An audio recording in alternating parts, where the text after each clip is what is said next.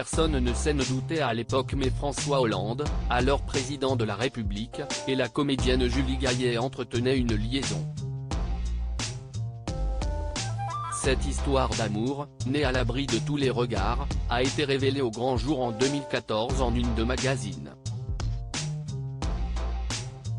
À l'époque, Closer en fait sa couverture au grand dam des principaux intéressés, Julie Gaillet surtout.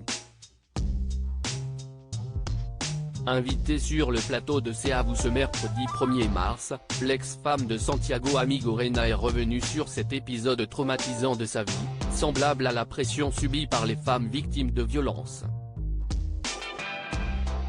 À l'affiche d'un film, comme une actrice, de Sébastien Bailly et auteur du livre Ensemble on est plus forte, publié aux éditions Stock le 8 mars prochain, Julie Gaillet avait de quoi évoquer la cause féministe en plus de son expérience personnelle. Dans l'ouvrage, l'actrice de 50 ans condense des portraits de femmes impliquées dans la lutte contre les violences faites aux femmes. Parmi elles, Gwen, rencontrée à l'époque de la révélation de sa relation avec François Hollande. CIST, une histoire assez folle, d'ailleurs, parce que CIST au moment où il y a eu cette affaire Closer. J'étais complètement enfermé, je ne pouvais pas sortir et mon entourage trouvait que je dépérissais, que je m'éteignais, a-t-elle fait savoir.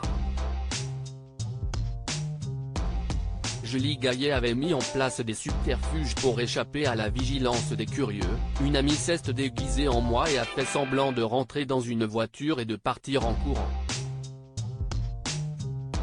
Et moi, j'allais très calmement, avec mon petit frère, dans une autre voiture.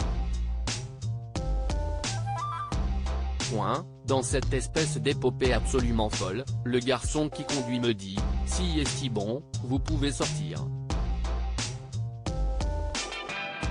Il nous restait, je ne sais pas, 500 km à faire et là, il ne me parle que de sa femme, Gwen, qui va chercher des femmes pour les sortir de compagnons violents. Une situation qui lui aura permis de faire la rencontre d'une personne incroyable comme elle l'a admis. Mariage plus vieux. Julie Gaillet et François Hollande ont résisté aux pressions et vécu leur histoire de la plus simple et discrète des manières. En juin dernier, les tourtereaux se sont même passé la bague au doigt dans la mairie de Tulle avec une poignée de proches triés sur le volet. Une aventure dans laquelle l'ancien président pensait sûrement ne jamais se lancer. Lui qui n'était pas vraiment d'accord pour se marier a finalement changé Davis, ça a été considérable. Il a eu des petits-enfants et Julie a beaucoup aidé aussi, elle a aidé ses enfants, elle a contribué à équilibrer. François racontait à un ami du politique. Quand on a une perle entre les mains, il ne faut pas laisser filer.